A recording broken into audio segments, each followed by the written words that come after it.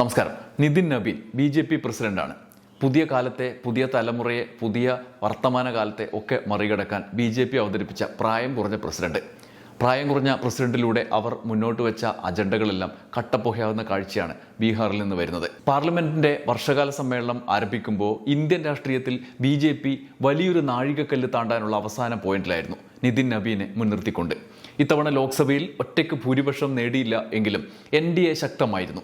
എന്നാൽ രാജ്യസഭയിൽ എക്കാലത്തെയും മികച്ച പിന്തുണയിലേക്ക്, അതായത് 3-2 സീറ്റിലേക്ക് തന്നെ എണ്ണം പറഞ്ഞ സീറ്റുകളുടെ വ്യത്യാസത്തിൽ എത്തി നിൽക്കുകയും ആയിരുന്നു. പാർലമെന്റിൽ ആകെ 3-2 സീറ്റുകളിലേക്ക്. അതുവഴി അവർക്ക് നേടാനുള്ളത് ഭരണഘടനാ ഭേദഗതിക്കായി 3-2 ഭൂരിപക്ഷം എന്ന അടിത്തറയാണ്. രാജ്യസഭയിൽ കേവല ഭൂരിപക്ഷം. അങ്ങനെ രാജ്യസഭയിലെ ഭൂരിപക്ഷത്തിനായി തൃണമൂൽ കോൺഗ്രസ്, NCP തുടങ്ങി പ്രധാനപ്പെട്ട ദേശീയ പാർട്ടികൾ പിളർത്തി അതിനിർണായക ചുവടിലേക്ക് അവർ മുന്നേറുകയായിരുന്നു. മാധ്യമങ്ങളിലൂടെ പുറത്തു വന്ന വാർത്തകൾ പ്രകാരം ആം ആദ്മി പിളർത്തി, ബംഗാളിൽ തൃണമൂലിനെ പിളർത്തി, NCP ഏകദേശം പിളർത്തി, പിന്നീട് അഖിലേഷ് യാദവിനെ വരെ പിടിക്കും, RJD വരെ തകർക്കും എന്നൊക്കെ വെല്ലുവിളിച്ച് മാധ്യമ റിപ്പോർട്ടുകളിലൂടെ മുന്നോട്ട് പോവുകയായിരുന്നു. എന്നാൽ അപ്രതീക്ഷിതമായി ഒരു ആൻറ്റി ക്ലൈമാക്സ് ആണ് അവരെ കാത്തിരുന്നത്. ആ ആൻറ്റി ക്ലൈമാക്സിൻ്റെ ഏറ്റവും അവസാനത്തെ അധ്യായം പ്രശാന്ത് കിഷോർ വഴി നിതിൻ നബീനെ അദ്ദേഹത്തിൻ്റെ കോട്ട തകർത്തത് വഴി ബീഹാറിലെ ബങ്കിപ്പൂരിൽ വെച്ച് BJPക്ക് മേൽ കനത്ത ആഘാതം ഏൽപ്പിച്ചപ്പോൾ മോദി ഷാ കോട്ട കുലുങ്ങുകയാണ്. ഈ കുലുക്കത്തിന്റെ അനുരണനം എന്തൊക്കെയാണ് എന്നാണ് നമ്മൾ ഈ വീഡിയോയിൽ നോക്കുന്നത്. ബങ്കിപ്പൂരിൽ നിന്ന് തന്നെ തുടങ്ങാം. ബീഹാറിലെ ബങ്കിപ്പൂർ ഉപതെരഞ്ഞെടുപ്പ് ഫലം വെറും ഒരു മണ്ഡലത്തിലെ വിജയപരാജയത്തിന്റെ കഥയല്ല. പ്രശാന്ത് കിഷോറിന്റെ വിജയം, RJDയുടെ പിന്തുണ, നിതിൻ നബീലിന്റെ പരാജയം, BJPയുടെ നിതിൻ നബീലിന്റെ രാജിക്ക് ശേഷം നടന്ന തെരഞ്ഞെടുപ്പിൽ BJP സ്ഥാനാർത്ഥിയുടെ പരാജയം, ആത്യന്തികമായത് നിതിൻ നബീലിന്റെ പരാജയമാണ്, BJPയുടെ പരാജയമാണ്. അത് കേവലം ഒരു നിയമസഭാ തെരഞ്ഞെടുപ്പ് അല്ലെങ്കിൽ ഒരു ഉപതെരഞ്ഞെടുപ്പ്, മണ്ഡലത്തിലെ ഉപതെരഞ്ഞെടുപ്പിന്റെ പരാജയം മാത്രമല്ല. രാജ്യത്തെ ഏറ്റവും ശക്തമായ രാഷ്ട്രീയ പാർട്ടിയായ BJPക്ക് ദേശീയതലത്തിൽ വലിയ രാഷ്ട്രീയ സന്ദേശം നൽകുന്ന വിധിയായിരുന്നു അത്. ഇതൊരു സാധാരണ സീറ്റല്ല എന്നതാണ് ഒന്നാമത്തെ കാര്യം. BJPയുടെ ദേശീയ അധ്യക്ഷൻ നിതിൻ നബീന്റെ രാഷ്ട്രീയ തട്ടകമാണ്. മാത്രമല്ല, ഏകദേശം 3 പതിറ്റാണ്ടായി BJPയുടെ കോട്ട.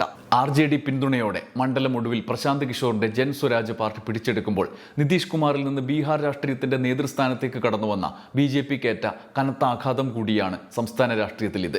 അത് ബീഹാറിൽ മാത്രം ഒതുങ്ങുന്നതല്ല എന്നതാണ് രണ്ടാമത്തെ കാര്യം. ദേശീയ നേതൃത്വത്തിന്റെ രാഷ്ട്രീയ സ്വാധീനത്തെ വോട്ടർമാർ ചോദ്യം ചെയ്തു എന്ന വിമർശനവും ഇതിനൊപ്പം ഉയരുകയാണ്. ജന്തർ മന്ദിറിൽ നിന്ന് ബങ്കിപ്പൂരിലേക്ക് എത്തുമ്പോൾ അയോധ്യ വരെ നീളുന്ന വലിയ സൂചകങ്ങൾ അതിനൊപ്പം നിരനിരയായി ഉണ്ട്. അടുത്ത വർഷം UPയിൽ നിയമസഭാ തെരഞ്ഞെടുപ്പ് വരാനിരിക്കെയാണ് BJP അസാധാരണമായ പ്രതിസന്ധിയെ ദേശീയതലത്തിൽ പരക്കെ നേരിടുന്നത്.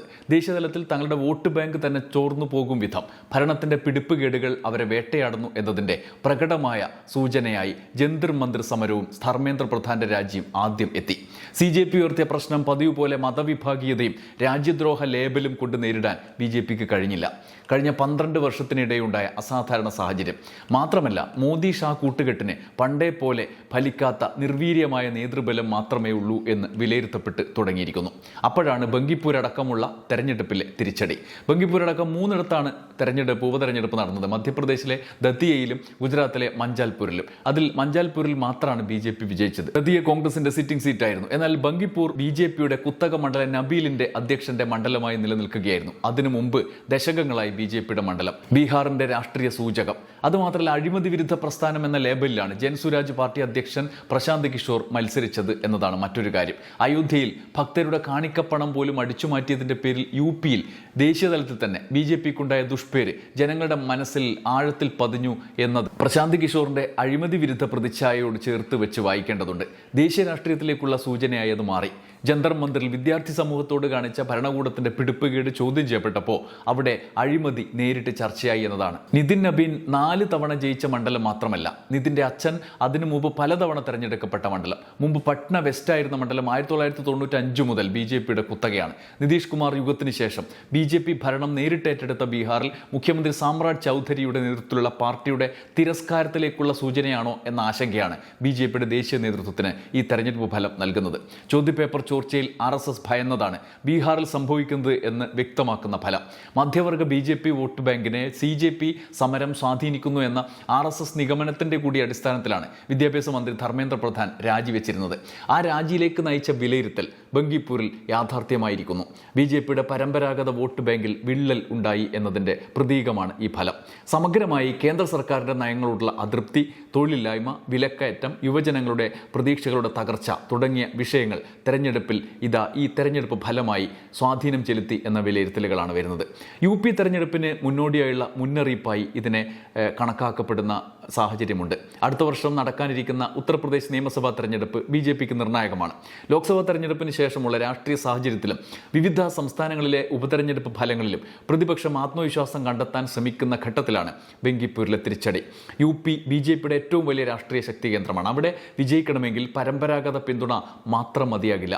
യുവജനങ്ങളെയും നഗര വോട്ടർമാരെയും പിന്നോക്ക വിഭാഗങ്ങളെയും ഒക്കെ ചേർത്ത് നിർത്തണം. എന്നാൽ UPയിൽ അയോധ്യയിലെ കൊള്ള BJP എക്കാലത്തെയും വലിയ വിശ്വാസ്യത നഷ്ടത്തിലേക്ക് പതിപ്പിച്ചു. ഇന്ത്യയിലാകെ തന്നെ BJPയുടെ ഭരണത്തിലേക്കുള്ള മെഗാ പ്രൊജക്റ്റായിരുന്നു ബാബറി മസ്ജിദ് രാമജന്മഭൂമി വാദം. ഒടുവിൽ ബാബറി മസ്ജിദ് പൊളിച്ച് അത് തകർത്ത് അവിടെ രാമജന്മഭൂമി എന്ന വാദം വിജയിപ്പിച്ച് അവിടെ രാമക്ഷേത്രം പണിതു. അവർ നേടിയെടുത്തു മുദ്രാവാക്യം. രാജ്യമാകെ വിഭാഗീയ കുത്തിത്തിരിപ്പ് അവർ സാധിച്ചെടുത്തു. അങ്ങനെ ഒടുവിൽ നീതിന്യായ സംവിധാനത്തിൻ്റെ പിന്തുണയോടെ രാമക്ഷേത്രം നിർമ്മിച്ചു ഉദ്ഘാടനം വരെ നടത്തി. മൂന്നാം മോദി സർക്കാർ ഉണ്ടായി. UPയിൽ യോഗിയെ മുഖ്യമന്ത്രിയാക്കി വാഴിച്ച് ഭരണ നേതൃത്വത്തിൽ ആത്മീയ നേതൃത്വം എന്ന പകരം സങ്കല്പത്തിന് തുടക്കമിട്ടു. ദേശീയ തലത്തിലേക്കുള്ള പുതിയ യാത്രയുടെ ആരംഭം. എന്നാൽ എല്ലാം കുതന്ത്രങ്ങളായിരുന്നു എന്ന് വ്യക്തമാക്കും വിധത്തിലാണ് അയോധ്യയിലെ ക്ഷേത്രക്കൊള്ളയുടെ കഥകൾ പുറം ലോകം ഞെട്ടലോടെ കേട്ടത്. മോദി, ഷാ, യോഗി എന്ന BJPയുടെ ഭാവി മെഗാ പ്രൊജക്ടിനെ തകർത്തെറിയും വിധം അയോധ്യയിലെ കാണിക്കക്കൊള്ളയുടെ കഥ ലോകം കേട്ടു. ഒടുവിൽ പിടിക്കപ്പെട്ടവരെല്ലാം സമൂഹത്തിന് മുന്നിൽ നഗ്നരായി നിൽക്കുമ്പോൾ സംഘപരിവാറിന്റെ മുതിർന്ന നേതാക്കളെ ഒഴിവാക്കി കേസ് കേവലം അടിത്തട്ടിലെ പണം എണ്ണിത്തിട്ടപ്പെടുന്നവരുടെ തലയിൽ കെട്ടിവെച്ച് രക്ഷപ്പെടാനുള്ള പദ്ധതി തയ്യാറാക്കി നടപ്പാക്കി വരികയാണ്. അടുത്ത കൊല്ലം അതിനിടെ വരാനിരിക്കുന്ന നിയമസഭാ തെരഞ്ഞെടുപ്പ് ഇരട്ടി ആഘാതമാകുമോ എന്ന ആശങ്ക അവരിൽ രൂഢമൂലമായി. കഴിഞ്ഞ ലോക്സഭാ തെരഞ്ഞെടുപ്പിൽ UPയിലേറ്റ തിരിച്ചടിയെ മറികടക്കാൻ നോക്കുമ്പോഴാണ് അയോധ്യ എന്ന കെട്ടുകഥയിലെ നായകർ സമൂഹത്തിന് മുന്നിൽ ഇങ്ങനെ നഗ്നരായി തകർന്നു വീണത്. അതിനോട് സമീകരിക്കും വിധമാണ് വിശ്വാസികളുടെ അടിത്തറയിൽ BJP ഇളകിയപ്പോഴാണ് ഡൽഹിയിലെ ജന്തർ മന്ദിറിൽ BJPയുടെ വോട്ട് ബാങ്കിനെ പിടിച്ചുലക്കുന്ന പ്രക്ഷോഭം രാജ്യത്തിന്റെ പിന്തുണ നേടിയത്. BJPയുടെ മധ്യവർഗ ഉത്തരേന്ത്യൻ വോട്ട് ബാങ്കിനെ പിടിച്ചുലച്ചു ചോദ്യപേപ്പർ ചോർച്ചയും നീറ്റ് കൊള്ളയും വിദ്യാർത്ഥികളുടെ ആത്മഹത്യകളും. CJP ശക്തമായി സമരത്തിലേക്ക് വീണ്ടും നീങ്ങുന്നു എന്നതാണ് അടുത്ത കാര്യം. ഭാവിയിൽ അവർക്ക് ഉണ്ടാകാനിടയുള്ള മറ്റൊരാഘാതം. എതിരാളികളെ ബലം പ്രയോഗിച്ചും അധികാരം ഉപയോഗിച്ചും വീഴ്ത്തിക്കളയുന്ന പതിവ് തന്ത്രങ്ങൾ ഒന്നാകെ പൊളിഞ്ഞു വീഴുകയാണ്. ഡൽഹിയിൽ അതാണ് കണ്ടത്. CJPക്കെതിരായ പാകിസ്ഥാനികൾ, വൈദേശിക ശക്തികൾ, ഇസ്ലാമിസ്റ്റുകൾ എന്നൊക്കെയുള്ള സകല സിദ്ധാന്തങ്ങളും തകർന്നു വീണു. പുതിയ തലമുറ എന്താണ് എന്ന് സമരക്കാർ കാണിച്ചു കൊടുത്തു. ഒടുക്കം മന്ത്രിയുടെ രാജിയെത്തി. സമരാനന്തരം നീക്കിയ കരുക്കളും BJPക്ക് പാരയായി. CJP നേതാവ് അഭിജിത് ദീപ്കയുടെ വിദ്യാഭ്യാസത്തിന് പണം എവിടെ നിന്ന് എന്ന് അന്വേഷിക്കാനുള്ള RTI വഴിയുള്ള നീക്കം വലിയ പ്രതിഷേധത്തിന് ഇപ്പോൾ വഴിവെച്ചിരിക്കുകയാണ്. അത് അറിയാൻ വേണ്ടി സംഘപരിവാർ പ്രവർത്തകന്റെ RTI ചോദ്യം BJPക്ക് വേണ്ടിയുള്ള നീക്കങ്ങളുടെ അടുത്ത ഘട്ടമായിരുന്നു. എന്നാൽ ഭീഷണിയെ കൂസാതെ BJPയെ പ്രതിസന്ധിയിലാക്കുന്ന പുതിയ പ്രശ്നങ്ങൾ ഉയർത്തിവിടുകയാണ് അഭിജിത് ദീപ്കയും സംഘവും. ഒരു വ്യക്തിയുടെ വിദ്യാഭ്യാസ ചെലവറിയാൻ വിവരാവകാശം നൽകുന്നവർ പ്രധാനമന്ത്രിയുടെ കീഴിലുള്ള PM കെയർസ് ഫണ്ടിലേക്ക് കൂടി നോക്കണം എന്ന് വെടിപൊട്ടിച്ചിരിക്കുന്നു ദീപ്കെ. RTIയുടെ കീഴിൽ പോലും ഇല്ലാത്ത PM കെയർസിലേക്ക് വരുന്ന ഫണ്ടിന്റെ രഹസ്യാത്മകതയിൽ ദുരൂഹതകളുണ്ടെന്ന് നേരത്തെയും എതിരാളികൾ ആരോപണം ഉയർത്തിയിട്ടുണ്ട്. തന്റെ വിദ്യാഭ്യാസ ലോണിൻ്റെതടക്കമുള്ള വിവരങ്ങൾ നൽകാൻ തയ്യാറാണെന്നും നരേന്ദ്രമോദി തന്റെ ബിരുദ സർട്ടിഫിക്കറ്റ് പുറത്തുവിടാൻ തയ്യാറാണോ എന്ന മറു ചോദ്യം കൂടി ഉന്നയിച്ചുകൊണ്ട് അഭിജിത് ദീപ്കെ പറഞ്ഞു. മാത്രമല്ല, സമരത്തിന്റെ പേരിൽ ഉള്ള സമരക്കാർക്കെതിരായ പീഡനങ്ങളുടെയും വാക്കുപാലിക്കാത്ത സർക്കാർ നിലപാടുകളുടെയും പശ്ചാത്തലത്തിൽ CJP രണ്ടാം ഘട്ട സമരത്തിലേക്കും നീങ്ങുകയാണ്.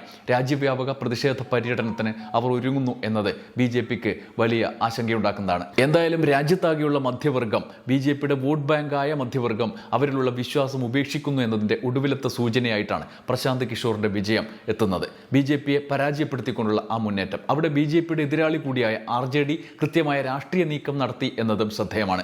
പ്രതിപക്ഷ കൂട്ടായ്മകൾ രാജ്യത്താകെ പ്രാക്ടിക്കലായ രാഷ്ട്രീയ ബുദ്ധിയോടെ കൃത്യമായ പദ്ധതി നടപ്പാക്കുക കൂടി ചെയ്യുമ്പോൾ BJPയുടെ അടിത്തറ കുലുങ്ങുന്ന കാഴ്ചയാണ് കാണുന്നത്. UP അവരെ തുറച്ചു നോക്കുകയാണ്. അതേസമയം വർഷകാല സമ്മേളനം തുടങ്ങുമ്പോൾ എല്ലാം കീഴടക്കാനെത്തിയ BJP ഇപ്പോൾ ഭരണഘടനാ ഭേദഗതിക്ക് പോലുമുള്ള കരുത്ത് നേടാൻ അതിൻ്റെ തൊട്ടടുത്തെത്തിയ BJP ഇപ്പോൾ സമ്മേളനം പാതിയായപ്പോൾ തന്നെ പതുങ്ങിയിരിപ്പാണ്. മോദിയെയും ഷായെയും പാർലമെന്റ് വളപ്പിൽ പോലും കാണാനില്ല. തിരിച്ചടി ബങ്കിപ്പൂരിലേക്ക് കൂടി നീണ്ടതോടെ ഇനി കാര്യങ്ങൾ എളുപ്പമല്ല എന്ന് തെളിയുന്നു. ഈ ആന്റി ക്ലൈമാക്സ് BJPക്ക് അപ്രതീക്ഷിതമാണ്. അതിനെ മറികടക്കാൻ മോദിയും ഷായും എന്തു ചെയ്യും എന്നതാണ് രാഷ്ട്രീയ നിരീക്ഷകർ ഉറ്റുനോക്കുന്നത്. കാത്തിരിക്കാം. നന്ദി, നമസ്കാരം.